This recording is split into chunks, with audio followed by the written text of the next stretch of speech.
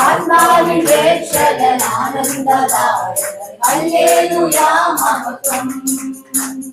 അങ്ങന്റെ ഉപനിധി എന്നെന്നും കാക്കുന്നു ഹല്ലേലൂയ മഹത്വം. ആത്മാവിൻ രക്ഷകനാനന്ദദായകൻ ഹല്ലേലൂയ മഹത്വം. സ്വർഗീയ പ്രിയരനെ മുറ്റും നിറച്ചിരുന്ന രാജാവിനെന്നും മഹത്വം. സ്വർഗീയ പ്രിയരനെ മുറ്റും നിറച്ചിരുന്ന രാജാവിനെന്നും മഹത്വം. സ്വർഗീയ പ്രിയരനെ മുറ്റും നിറച്ചിരുന്ന രാജാവിനെന്നും മഹത്വം. സ്വർഗീയ പ്രിയരനെ മുറ്റും നിറച്ചിരുന്ന രാജാവിനെന്നും മഹത്വം. വെളിപ്പാട് പുസ്തകം 3-ാം അധ്യായം അതിന്റെ 20-ാം വാക്യം. ഞാൻ വാതിക്കൽ നിന്ന് മുട്ടുന്നു,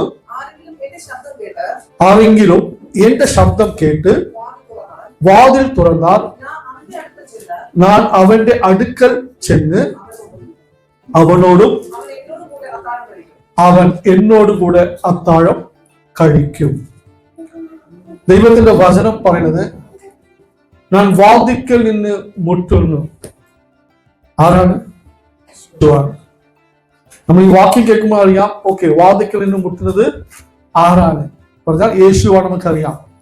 പക്ഷേ അതേസമയം ആരെങ്കിലും എന്റെ ശബ്ദം കേട്ട് വാതിൽ തുറന്നാൽ, എന്റെ ചോദ്യം, ദൈവത്തിന്റെ ശബ്ദം കേൾക്കുന്നുണ്ട്? നമ്മൾ കഴിഞ്ഞ ആളുകൾ ഒരുപാട് നമ്മൾ കേട്ടതാണ്, എന്റെ ആടുകൾ എന്റെ ശബ്ദം കേൾക്കും, അല്ലെ? ഇവിടെ വചനം പറയുന്നത് യേശു വന്ന് എവിടെയാണ് കൊട്ടുന്നത്? വാതിലാണ്. ഏതാണ് വാതിൽ? നമ്മുടെ ഹൃദയം. നമ്മുടെ ഹൃദയത്തിൽ വാതിൽ ദൈവം കൊട്ടുമ്പോൾ നാം ഹൃദയം തുറക്കുന്നുണ്ടോ? എന്റെ ശബ്ദം കേട്ട് വാതിൽ തുറന്നാൽ ഞാൻ അവന്റെ അടുക്കൽ ചെന്ന് അവനോടും അവൻ എന്നോട് കൂടെ അത്താഴം കഴിക്കും. ഇത് കാണിക്കുന്നതാണ്, നിങ്ങൾ ദൈവത്തിന് വേണ്ടി നിങ്ങൾ ഹൃദയത്തെ തുറന്നു കൊടുത്താൽ ദൈവം നിങ്ങളുടെ അകത്ത് വന്ന് അവൻ വാസം ചെയ്ത് മാത്രമല്ല, നിങ്ങൾക്ക് സുരക്ഷിതമാണ്. ദൈവം നിങ്ങൾക്ക് വേണ്ടി സകലതും കരുതും.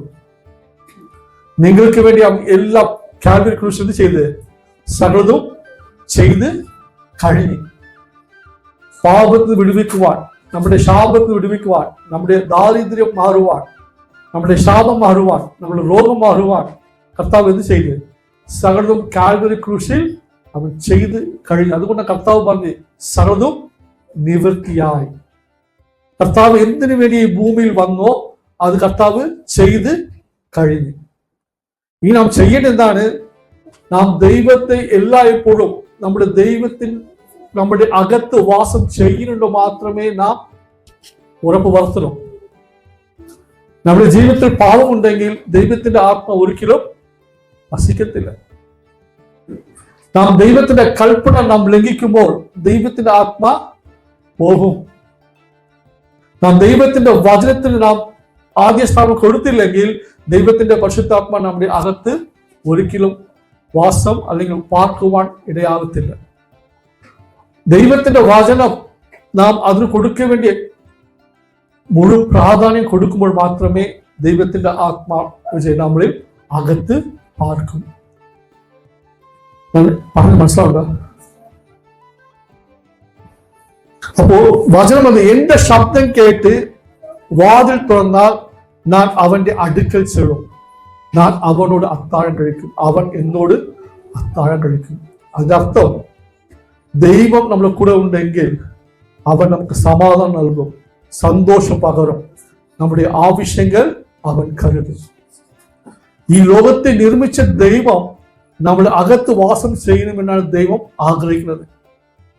എല്ലായ്പ്പോഴും ദൈവം എന്ത് ചെയ്ത്? ആദാമിയെ അവ്വയെ സൃഷ്ടിച്ച് അവർ ഏതൻ തോട്ടത്തിലാക്കി, അവർ വെറുതെ വിട്ടില്ല. അവർക്ക് വേണ്ടി സകലതും ആ ഏതൻ തോട്ടത്തിൽ കർത്താവ് സൃഷ്ടിച്ച് എല്ലാ ദിവസവും എന്ത് ചെയ്ത്? ദൈവം അവരോട് സംസാരിക്കുവാൻ വന്നു.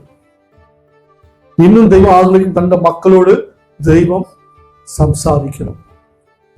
ഇന്ന് കർത്താവ് സംസാരിക്കുന്നത് എങ്ങനെയാണ്? അവന്റെ വചനങ്ങൾ മുഖാന്തരം, അവന്റെ പ്രവാചകൻ മുഖാന്തരം ഇന്നും ദൈവം സംസാരിക്കണം. അനുസരണക്കേട് കാണിക്കുമ്പോൾ കർത്താവ് ചെയ്ത് കഴുതി കൊണ്ടും സംസാരിക്കും. പിഴയാം പ്രവാചകനാണ്. ബാലക് രാജ എന്ത് ചെയ്ത് ഇസ്രായേൽ ജനത്തെ ശപിക്കുവാൻ അവരോട് വരാൻ പറഞ്ഞപ്പോൾ എനിക്ക് ഒത്തിരി ആസ്തികൾ തരാം, പണം തരാം എന്ന് കുറെ വാക്കുകൾ പറഞ്ഞപ്പോൾ അവൻ ചെയ്ത് ദൈവത്തിന് വിരോധമായി ദൈവത്തിന്റെ വായായുള്ള പിഴയം എന്ത് ചെയ്തു കഴുതി കൊണ്ട് അവൻ പുറപ്പെട്ട്. പക്ഷെ വഴിയിൽ നിന്ന് ദൈവദൂതൻ വാളുമായി നിൽക്കുന്നത് കഴുത കണ്ടിട്ട് എന്ത് ചെയ്ത് അങ്ങോട്ട് പോയില്ല. പ്രവാചകൻ ചെയ്ത് കഴുതി അടിച്ച് അവസാനം കർത്താവ് ചെയ്ത് കഴുതിന്റെ വായ് തുറന്ന് കഴുത മുഖാന്തരം ആ പിഴയം എന്ത് ചെയ്ത് ദൈവം അവന്റെ മാനസാന്തരം നടക്കുവാൻ ഇടയായി. ഞാൻ ഇത്രയും പറഞ്ഞത് ദൈവം എന്തുകൊണ്ടാണ് ഇങ്ങനെ പറയുന്നത്, ഞാൻ ഇന്ന് വാതിൽ മുട്ടിക്കൊണ്ടിരിക്കുന്നത്. നമ്മുടെ ദൈവം ജെന്റിൽ ഗോഡാണ്. നമ്മൾ അനുവദിക്കാതെ ദൈവം നമ്മുടെ ജീവിതത്തിൽ ഒന്നും പ്രവർത്തിക്കത്തില്ല. നിങ്ങൾ ഇടം കൊടുത്താൽ മാത്രമേ നിങ്ങൾ അകത്ത് വന്ന് വാസം ചെയ്യും. നിങ്ങൾ ദൈവത്തെ വേണ്ടാന്ന് വിചാരിച്ചാൽ ദൈവം പോകും. ദൈവത്തിന് ഒന്നും ചെയ്യുവാൻ കഴിയത്തില്ല. യോഹന്നാൻ 10:9 വാക്യം. ഞാൻ വാതിലാകുന്നു, എന്നിലൂടെ കടക്കുന്നവർ രക്ഷപ്പെടും. അവൻ അകത്ത് വരികയും പുറത്തു പോവുകയും മേച്ചൽ കണ്ടെത്തുകയും ചെയ്യും. കർത്താവ് പറഞ്ഞു, ഞാൻ വാതിലാകുന്നു, എന്നിലൂടെ കടക്കുന്നവൻ രക്ഷപ്പെടും. നാം ദൈവത്തെ നാം ഏറ്റെടുത്താൽ നമുക്ക് എന്ത് ചെയ്യപ്പെടും? രക്ഷപ്പെടും. നമ്മൾ എങ്ങനെ രക്ഷിക്കപ്പെട്ടത്? നമ്മുടെ ഹൃദയത്തിൽ വിശ്വസിക്കുകയും വായ് കൊണ്ട് ഏറ്റു പറഞ്ഞപ്പോൾ നാം രക്ഷ പ്രാപിക്കുവാൻ ഇടയായി. വചനം പറഞ്ഞത് എന്നിലൂടെ കടക്കുന്നവൻ രക്ഷപ്പെടും. അവൻ അകത്ത് വരികയും പുറത്തു പോവുകയും മേച്ചൽ കണ്ടെത്തുകയും ചെയ്യും. ഈ വാക്യത്തിന്റെ അർത്ഥം എന്ന് പറയുന്നത് നമുക്ക് എന്തുണ്ട്? രക്ഷയുണ്ട്. 2 ദൈവത്തിന്റെ സംരക്ഷണമുണ്ട്. 3 സമൃദ്ധിയായുള്ള ജീവിതം. നാം അതുകൂടെ വചനം പറഞ്ഞത് അവൻ അകത്ത് വരികയും പുറത്തു പോവുകയും മേച്ചൽ കണ്ടെത്തുകയും ചെയ്യും. പ്രൊവിഷൻസ് അല്ലെങ്കിൽ ദൈവം നമുക്ക് ആവശ്യമുള്ളത് ഇംഗ്ലീഷ് അബണ്ടന്റ് ലൈഫ്, നമുക്ക് സമൃദ്ധിയായ ഒരു ജീവിതം ദൈവം നമുക്ക് ഈ ഭൂമിയിൽ തരും. നമ്മൾ പലപ്പോഴും നമ്മൾ വിചാരിക്കുന്നതാണ് ഈ ഭൂമിയിൽ എന്തുണ്ട്? കഷ്ടപ്പാടുണ്ട്, ഇത് ഒരിക്കലും മാറത്തില്ല. ഇതാണ് നമ്മൾ ചിന്തിക്കുന്നത്. ഇല്ല, ഞാൻ പറഞ്ഞത് ദൈവ മക്കളായ എനിക്കും നിങ്ങൾക്കും ഈ ഭൂമിയിൽ കഷ്ടപ്പെടണമെന്നല്ല ദൈവം നമ്മളെ രക്ഷയുടെ പദ്ധതി കർത്താവ് നൽകിയത്. കഷ്ടപ്പാട് വന്നാലും നാം അതിലൂടെ കടക്കുവാൻ സമാധാനത്തോടെ ജീവിക്കുവാൻ ദൈവത്തിന് കഴിയും. പക്ഷെ നമ്മുടെ ആശ്രയം ആരായിരിക്കണം? ദൈവമായിരിക്കണം. ഇതിന്റെ പൂർണ്ണ ആശ്രയം ദൈവത്തിൽ ആയിരുന്നെങ്കിൽ നാം ഈ ഭൂമിയിൽ നാം സന്തോഷത്തോടെ സമാധാനത്തോടെ ജീവിക്കാൻ കഴിയും. നമ്മൾ പലപ്പോഴും നമ്മൾ ആഗ്രഹിക്കുന്ന എന്താണ്? ദൈവം എനിക്ക് എന്ത് ചെയ്തു? നമ്മൾ പലപ്പോഴും ആഗ്രഹിക്കുന്നത് ദൈവം എനിക്ക് വേണ്ടി എല്ലാം ചെയ്യണമെന്ന് നമ്മൾ ആഗ്രഹിക്കുന്നുണ്ട്. ഞാൻ ചോദിക്കട്ടെ, നമ്മൾ ദൈവത്തിന് നാം എന്ത് ചെയ്തു? നിങ്ങളാണ് ദൈവത്തിന് നാം എന്ത് ചെയ്തു? നമ്മളൊക്കെ പറയും നമ്മൾ റെഡിയാണെന്ന് പറയും. ഞാൻ പറയട്ടെ, നമ്മൾ റെഡി അല്ല. ദൈവത്തിന് വേണ്ടി നാം ജീവിക്കുമെങ്കിൽ നമ്മളുടെ ഒവ്വൊരു വാക്കും അല്ലെങ്കിൽ നമ്മളുടെ വാക്കല്ല, നമ്മൾ ദൈവത്തിന്റെ അടുക്കൽ പ്രാർത്ഥനയോടെ അവൻ പറഞ്ഞത് മാത്രമേ നാം ചെയ്യും. നമ്മുടെ ജീവിതത്തിൽ എന്താണ്? ഒരു ദിവസം 2 മണിക്കൂർ പ്രാർത്ഥിച്ചാൽ അടുത്ത ദിവസം നമുക്ക് എത്ര മണിക്കൂർ പ്രാർത്ഥിക്കാൻ പറ്റും? 1/2 മണിക്കൂർ പ്രാർത്ഥിക്കാം. നമ്മുടെ ജീവിതത്തിൽ എന്തില്ല? ഒരു കോൺസ്റ്റൻസി അല്ലെങ്കിൽ ഒരു നിർണയം സമയം അല്ലെങ്കിൽ എനിക്ക് ഇത് തന്നെ சொல்லிட்டு നമുക്ക് മുൻപോട്ട് പോകുവാൻ കഴിയില്ല. നമ്മുടെ ജീവിതത്തിന്റെ പരാജയം എവിടെയാണ്? നമ്മൾ സ്ഥിരതയില്ല. നമ്മുടെ ജീവിതത്തിൽ സ്ഥിരത ഉണ്ടെങ്കിൽ, ആ ദൈവത്തിൽ സ്ഥിരത ആണെങ്കിൽ ഞാൻ പറയട്ടെ, നമ്മൾ അപ്പോഴാണ് നമ്മൾ ദൈവത്തിന് വേണ്ടി ഇറങ്ങി ദൈവത്തിന് എന്തെങ്കിലും ചെയ്യാൻ കഴിയും. നമ്മുടെ ജീവിതത്തിൽ സ്ഥിരത ഇല്ലാതെ കൊണ്ടാണ് നാം ഇപ്പോഴും എന്താണ് എനിക്ക് വേണ്ടി ദൈവം എന്ത് ചെയ്യുമെന്ന് നാം കാത്തുകൊണ്ടിരിക്കുന്നത്. ഞാൻ എന്റെ ജീവിതം മാറ്റപ്പെടണമെങ്കിൽ ഞാൻ എന്ത് ചെയ്യണം? ആദ്യത്തെ സ്റ്റെപ്പ് ഞാൻ എടുക്കണം. എന്നാൽ കഴിയാത്ത കാര്യം എന്ത് ചെയ്യണം? ഞാൻ ദൈവത്തിന്റെ സന്നിധി ഏറ്റു പറയണം. കർത്താവേ, എന്നെ കൊണ്ട് പറ്റുന്നില്ല, എന്നെ സഹായിക്കണമേ എന്ന് നാം പറയുമ്പോൾ അവിടെയാണ് എന്ത് ചെയ്തത്? ദൈവത്തിന്റെ കൃപ വെളിപ്പെടുന്നത്. പൗലോസ് പ്രാർത്ഥിച്ച് എന്തുവേണ്ടി പ്രാർത്ഥിച്ച്? തന്റെ ജീവിതത്തിലുള്ള ശൂലം മാറും വഴി ദൈവത്തോട് എത്ര വട്ടം പ്രാർത്ഥിച്ച്? 3 വട്ടം പ്രാർത്ഥിച്ച് ദൈവം ആ ശൂലം മാറ്റിയോ? പിന്നെ എന്ത് ചെയ്ത്? കൃപ കൊടുത്ത്. എന്താണ് കൃപ? സഹിക്കാനുള്ള കൃപ, അല്ലെങ്കിൽ ആ വേദനയെ സഹിച്ച് അത് ജയമെടുക്കാനുള്ള കൃപയാണ് ദൈവം നൽകിയത്. എന്തുകൊണ്ട് പൗലോസ് പ്രാർത്ഥിച്ച്, കർത്താവേ, ഈ ശൂലം എന്നെ കൊണ്ട് പറ്റത്തില്ല? ദൈവസന്നിധിയിൽ 3 വട്ടം പ്രാർത്ഥിച്ചപ്പോൾ 4ാം വട്ടം ദൈവം എന്ത് ചെയ്ത്? എന്റെ കൃപ നിനക്ക് മതി. പറഞ്ഞെന്താണ് പറഞ്ഞത്? നിന്റെ ബലഹീനത്തിൽ എന്റെ ശക്തി തികച്ചു വരും. അപ്പൊ ഇത്രയും പറഞ്ഞത് ദൈവത്തിന്റെ കൃപ പൗലോസ് എന്ത് ചെയ്ത്? പ്രാപിച്ച്. എങ്ങനെ പ്രാപിച്ച്? പ്രാർത്ഥനയോട്. തന്നോട് പറ്റത്തില്ല എന്ന് ദൈവസന്നിധിയിൽ പ്രാർത്ഥിച്ച ആ കൃപ പ്രാപിച്ച് ദൈവത്തിന്റെ ഇഷ്ടങ്ങൾ ചെയ്ത പൗലോസ് അങ്ങനെയുള്ള വ്യക്തിയാണ് ദൈവം ചെയ്ത് ശക്തമായി എടുത്ത് ഉപയോഗപ്പെടുത്തിയത്.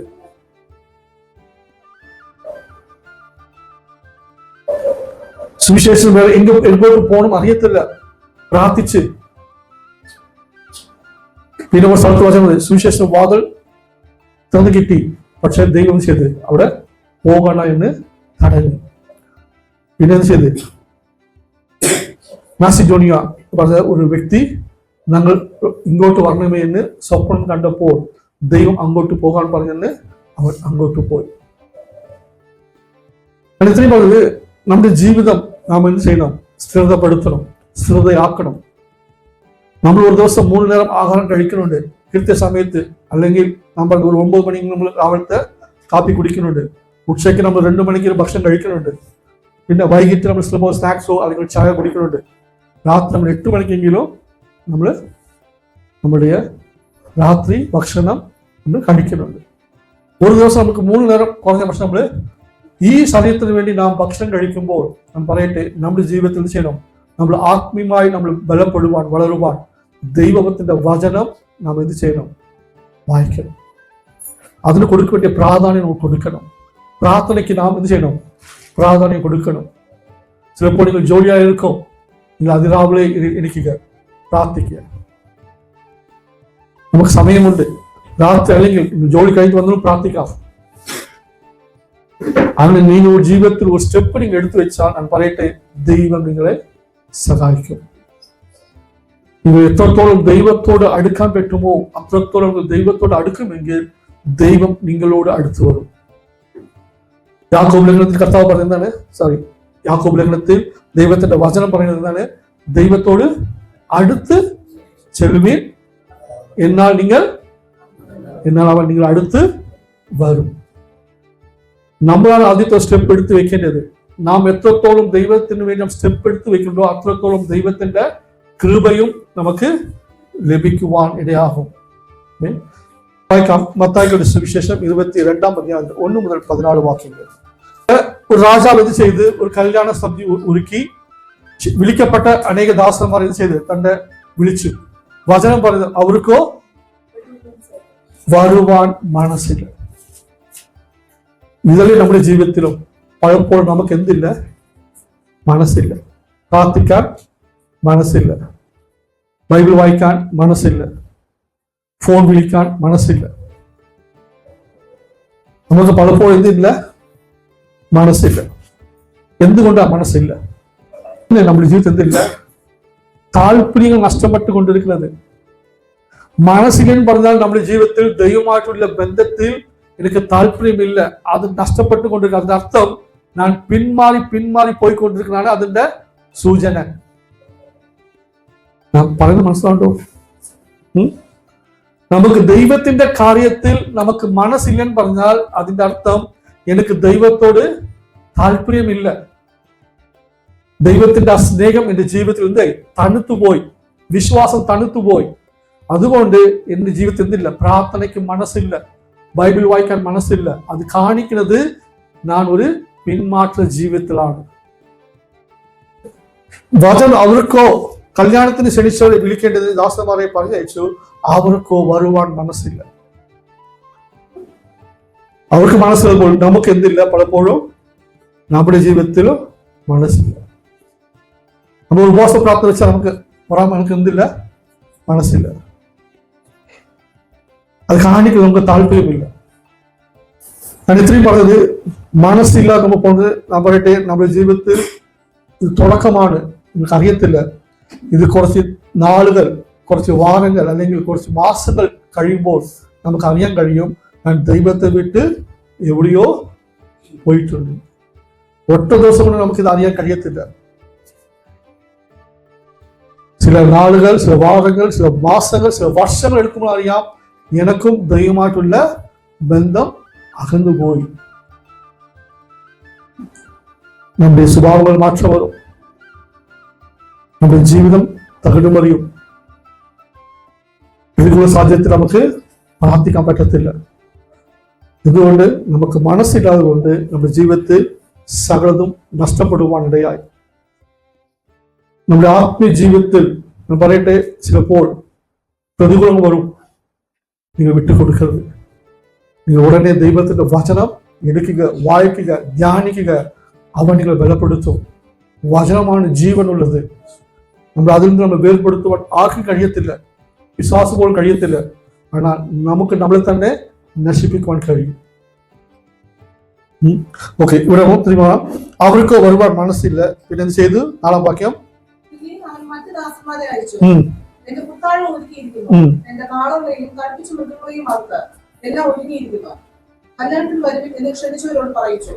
പിന്നെ എന്ത് ചെയ്ത് കുറെ കാര്യങ്ങൾ இந்த புத்தாளம் ഒരുക്കിയിരിക്കുന്നു. എന്റെ കാളുകളെയും തടിപ്പിച്ച മൃഗങ്ങളെയും അറുത്ത് എല്ലാം ഒരുക്കിയിരിക്കുന്നു, കല്യാണത്തിൽ വരുവിൻ എന്ന് ക്ഷണിച്ചവരോട് പറയിച്ചു. ഓക്കെ, പറയിച്ചു. പിന്നെ എന്ത് ചെയ്ത്? അഞ്ചാം വാക്യം,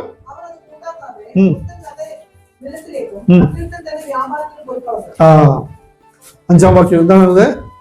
അവർ അത് കൂട്ടാക്കാതെ, കല്യാണ വിരുന്നിൽ വിളിച്ചിട്ടും എന്ത് ചെയ്ത്? കൂട്ടാക്കാതെ ഒരുത്തൻ തന്റെ നിലത്തിലേക്കും മറ്റൊരുത്തൻ തന്റെ വ്യാപാരത്തിനും പോയി കളഞ്ഞു. രാജാവ് എന്ത് ചെയ്ത്? ഇവർക്ക് വേണ്ടിയാണ് കർത്താവ് വിരുന്ന് ഒരുക്കിയത്.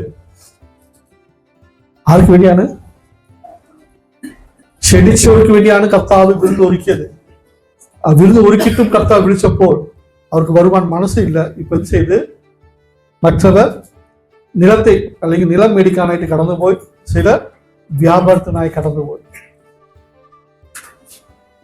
ഇന്ന് ഇതേ അവസ്ഥ നമുക്ക്. എന്തുകൊണ്ട്? എനിക്ക് ജോലി പോകണ്ടേ? അല്ലേ? ഞാൻ അധ്വാനിക്കണ്ടേ? നമ്മൾ ദൈവത്തിന്റെ കാര്യത്തിൽ നാം എന്ത് ചെയ്യണം? മുഖ്യത്വം കൊടുക്കണം. നാം അത് കൊടുക്കുമ്പോൾ മാത്രമേ ദൈവം നോക്കൂ നമ്മുടെ ഹൃദയം എങ്ങനെയാണ്.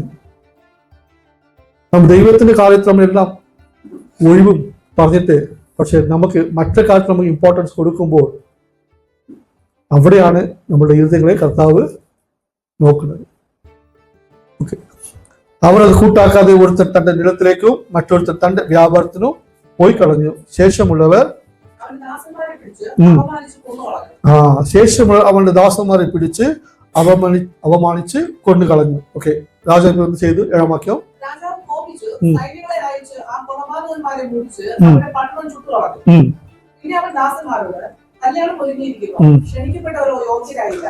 ഇവിടെ വചനം എന്താണ്? കല്യാണം ഒരുങ്ങിയിരിക്കുന്നു, ക്ഷണിക്കപ്പെട്ടവരോ യോഗ്യരല്ല. കർത്താവ് എന്നെങ്കിലും വിളിച്ചിട്ടുണ്ട്. നമുക്കൊരു കല്യാണ സബ്ജി ഉണ്ട്. കർത്താവ് അതിനു വേണ്ടി ഒരുക്കം ആണ് ഇപ്പോൾ ഈ ഭൂമി നടക്കുന്നത്. പക്ഷേ വചനം കല്യാണം ഒരുങ്ങിയിരിക്കുന്നു, ക്ഷണിക്കപ്പെട്ടവരോ യോഗ്യരല്ല. എന്താ വാക്യം?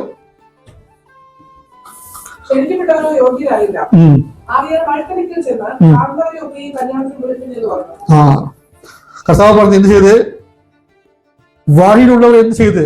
നീ ഈ കല്യാണത്തിനായി വിളിപ്പിൻ എന്ന് പറഞ്ഞു. ഓക്കെ, 10ാം വാക്യം. ആ ദാസന്മാർ പെരുവഴികളിൽ പോയി കണ്ട ദുഷ്ടന്മാരെയും നല്ലവരെയും എല്ലാം കൂട്ടിക്കൊണ്ടുവന്നു. കല്യാണശാല വിരുന്നുകാരെ കൊണ്ടുവരല്ലോ. ആ ദാസന്മാർ പെരുവഴിയിൽ പോയി കണ്ട ദുഷ്ടന്മാരെയും നല്ലവരെയും എല്ലാം കൂട്ടിക്കൊണ്ട് വന്നു. കല്യാണശാല വിരുന്നുകാരെ കൊണ്ട് നിറഞ്ഞു. വിരുന്നുകാരെ തുറക്കുവാൻ രാജാവ് അകത്ത് വന്നപ്പോൾ കല്യാണ വസ്ത്രം ധരിക്കാത്ത ഒരു മനുഷ്യനെ അവിടെ കണ്ടു. വചനം എന്ത് ചെയ്ത്? വിരുന്നുകാരെ നോക്കുവാൻ രാജാവ് അകത്ത് വന്നപ്പോൾ കല്യാണ വസ്ത്രം ധരിക്കാതെ ഒരു മനുഷ്യനെ അവിടെ കണ്ട്. എന്താണ് അടുത്ത ചോദ്യം? സ്നേഹിത, നീ കല്യാണ വസ്ത്രം ഇല്ലാതെ ഇവിടെ അകത്ത് വന്നത് എങ്ങനെയെന്ന് ചോദിച്ചു. എന്നാൽ അവൻ വാക്ക് മുട്ടിപ്പോയി. രാജാവ് ചെയ്ത് രാജാ ശുശ്രൂഷക്കാരോട് ഇവനെ കയ്യും കാലും കെട്ടി ഏറ്റവും പുറത്തുള്ള ഇരുട്ടിൽ തള്ളിക്കളയുവേൻ, അവിടെ കരച്ചിലും പല്ലുകടിയും ഉണ്ടാകുമെന്ന് പറഞ്ഞു. ഇത് കാണിക്കുന്നത് എന്താണ്? കല്യാണ വസ്ത്രമില്ലാതെ വന്നപ്പോൾ ആ വ്യക്തിക്ക് എവിടെയാണ് അവകാശം? നരകമാണ്. നരകത്തിലാണ് പല്ലുകടിയും കരച്ചിലും എല്ലായ്പ്പോഴും ഉണ്ട്. അപ്പോൾ തെരുവിൽ കിടന്ന് എന്ത് ചെയ്ത്? പലരെയും വിളിച്ച് എല്ലാവരും വന്ന്. പക്ഷെ അവിടെ വന്നതിൽ ഒരു വ്യക്തി ചെയ്ത് കല്യാണ വസ്ത്രം ഇല്ലാതെ വന്നു. ഈ കല്യാണ വസ്ത്രം എന്ന് പറയുമ്പോൾ എനിക്ക് നിങ്ങളാണ് എന്താണ് വസ്ത്രം ഇട്ടിട്ടുള്ളത്? നീതിയുടെ വസ്ത്രമായിട്ടിട്ടുണ്ട്. അല്ലെങ്കിൽ നമുക്ക് രക്ഷ എന്ന ഒരു അംഗീതയും നമുക്ക് നൽകിയിട്ടുണ്ട്. കർത്താവ് എങ്ങനെ വിളിച്ച് അതിനാൽ അവിടേക്ക് എത്ര പേരുണ്ട് നമുക്ക് പലപ്പോഴും നമുക്ക് അറിയത്തില്ല. നാം ഈ ഭൂമിയിൽ ദൈവത്തിന് വേണ്ടി നാം ജീവിക്കുമെങ്കിൽ ഞാൻ പറയട്ടെ, നമുക്ക് ആ നിത്യതയിൽ ദൈവത്തോടു കൂടെ നാം ആയിരിക്കുവാൻ കഴിയും. നാം ദൈവത്തിന് വേണ്ടി നമുക്ക് ഈ ഭൂമിയിൽ ജീവിച്ചാൽ മാത്രമേ നമുക്ക് നിത്യതയിൽ നിത്യമായ ദൈവത്തോടു കൂടെ നമുക്ക് വാഴുവാൻ കഴിയും. നാം ദൈവത്തെ വിട്ട് ഈ ഭൂമിയാണ് എനിക്ക് മുഖ്യം, എനിക്ക് എൻ്റെ ജോലിയാണ് മുഖ്യം, എനിക്ക് ദൈവത്തിന്റെ സഭയിൽ എനിക്ക് വരാൻ കഴിയത്തില്ല എന്ന് വിചാരിച്ചാൽ ഞാൻ പറയട്ടെ, നിങ്ങൾ ഈ ഭൂമിയിൽ ദൈവത്തെ നഷ്ടപ്പെടും, നിത്യതയിലും ദൈവത്തെ നിങ്ങൾക്ക് പൂർണ്ണമായി നഷ്ടപ്പെടുവാൻ ഇടയാകും. പറയട്ടെ, നാം ദൈവത്തെ അറിഞ്ഞിട്ട് നാം ദൈവത്തോടു കൂടെ വാഴുന്നില്ലെങ്കിൽ, നാം നിത്യതയിൽ എത്തിയില്ലെങ്കിൽ ഞാൻ പറയട്ടെ, നിങ്ങളാണ് ദൈവത്തെ അറിഞ്ഞിട്ട് ഒരു കാര്യമില്ല. നാം പാപത്തിൽ ജീവിച്ചാൽ മതി. എടാ വചനം, പാപത്തിന്റെ ശമ്പളം മരണമാണ്, മരണം നമ്മെ നരകത്തിലോട്ട് കൊണ്ടുപോകും. കർത്താവ് നമ്മളെ എന്നെങ്കിലും നരകത്തിൽ വിടുവിച്ച് ആ നിത്യതയിൽ ചേർക്കുവാനാണ് ദൈവം വന്നത്. നാം അങ്ങനെയെങ്കിൽ ആ നിത്യതയിൽ നാം എത്രയുമെങ്കിൽ ആ ദൈവത്തിന്റെ വചനം ആ കൽപ്പന പ്രകാരം നാം എന്ത് ചെയ്യണം? ജീവിക്കണം. നാം സ്നേഹിക്കണം. നമ്മുടെ ശത്രുവെ പോലെ നാം സ്നേഹിക്കണം. ദൈവം നമ്മളെ പഠിപ്പിച്ചതാണ്. യൂദാസ് യേശുവിനെ കാണിച്ചു കൊടുക്കും പറഞ്ഞിട്ട് കർത്താവ് ചെയ്ത് അവന്റെ കാൽ കഴുകി. ദൈവം വിചാരിച്ച് അപ്പോഴും അവൻ മാനസാന്തരപ്പെടുമെന്ന്. പക്ഷെ അവൻ മാനസാന്തരപ്പെട്ടില്ല. അവൻ അധികമായി ദൈവത്തെക്കാട്ടിലും അധികമായി അവൻ പണത്തെ സ്നേഹിച്ചുകൊണ്ടാണ് യേശുവിനെ ഒറ്റിക്കൊടുക്കുവാൻ ഇടയായി. അവരുടെ പണം ഒരു മനുഷ്യനെ നിത്യതയിലേക്ക് കൊണ്ടുപോകത്തില്ല. ഈ ഭൂമിയിൽ ജീവിക്കാൻ നമുക്ക് വേണം. പണം വേണ്ട പറയുന്നത് വേണം, എങ്കിലും അത് ദൈവം തരും. നമ്മുടെ ആവശ്യങ്ങൾ നടത്തും. നമ്മൾ ഇത്രനാളും ചെയ്ത് കടം മേടിച്ച് നമ്മൾ പഴകിപ്പോയി. അതുകൊണ്ട് നമ്മൾ കടത്തിൽ നാം ജീവിച്ച് ദൈവത്തെ അറിഞ്ഞപ്പോൾ നമുക്ക് വചനത്തിലൂടെ ഈ കടം മേടിക്കരുത്. അതുകൊണ്ട് നമ്മുടെ ജീവിതത്തിൽ എന്ത് ചെയ്യും? സമയങ്ങൾ എടുക്കും. നമ്മുടെ കടപ്രശ്നമായ സമയം എടുക്കും. ஆனால் ദൈവം നമ്മളെ കൈവിടത്തില്ല. എത്രയോ പേർ രാത്രിക്കാലം സുഖമായി ഉറങ്ങാൻ കഴിയുന്നില്ല. അതുപോലെ നിങ്ങളാണ് ഉറങ്ങുന്നുണ്ട്, സമാധാനത്തോടെ കിടന്ന് ഉറങ്ങുന്നുണ്ട്. എന്തുകൊണ്ട്? നമുക്കൊരു പ്രത്യാശയുണ്ട്. എൻ്റെ കർത്താവ് എൻ്റെ കൂടെ ഉണ്ട്. അവൻ എന്നെ വഴി നടത്തും, എൻ്റെ ആവശ്യങ്ങൾ കരുതും, അവനെ കരം പിടിച്ചിട്ടുണ്ടെന്ന് നമുക്ക് ഒരു പ്രത്യാശയും ഒരു വിശ്വാസവും ഉള്ളത് കൊണ്ടാണ് നാം ഇന്നും സമാധാനത്തോടെ നാം നടന്നു പോകുന്നത്. പറയട്ടെ, നമ്മുടെ കഴിവല്ല, ബലമല്ല. നാം ഇന്നും ദൈവസ്ഥയിൽ നിൽക്കുന്നത് ദൈവത്തിന്റെ കൃപയാണ്. ദൈവം നമ്മളെ നിർത്തിയതാണ്. അതുകൊണ്ട് ഞാൻ പറയാൻ ആഗ്രഹിക്കുന്നത്, നാം ദൈവത്തിന് കൊടുക്കാൻ വേണ്ടിയ സ്ഥാനം കൊടുക്കണം. നമ്മൾ തുറന്ന് വായിക്കാം. അവൻ കല്യാണ വസ്ത്രം ഇല്ലാതെ വന്നപ്പോൾ എന്ത് ചെയ്ത്? അവനെ കൊണ്ടുപോയി കൈയും കാലും കെട്ടി ഏറ്റവും പുറത്തുള്ള ഇരുട്ടിൽ തള്ളിക്കളയുവാൻ അവിടെ കരച്ചിലും പല്ലുകടിയും ഉണ്ടാകുമെന്ന് പറഞ്ഞു. വാക്യം വിളിക്കപ്പെട്ടവർ അനേകർ, ചുരുക്കം. ഭൂമിയിൽ കർത്താവ് അനേകർ വിളിച്ചിട്ടുണ്ട്. എന്നെയും നിങ്ങളെ പോലെ അനേകരെ കർത്താവ് ചെയ്ത് ഭൂമിയിൽ വിളിച്ചിട്ടുണ്ട്. പക്ഷെ വചനം തിരഞ്ഞെടുക്കപ്പെട്ടവരോ ചുരുക്കം പേര്. ആ തിരഞ്ഞെടുക്കപ്പെട്ടതിൽ നിങ്ങൾ നാനും കാണണം.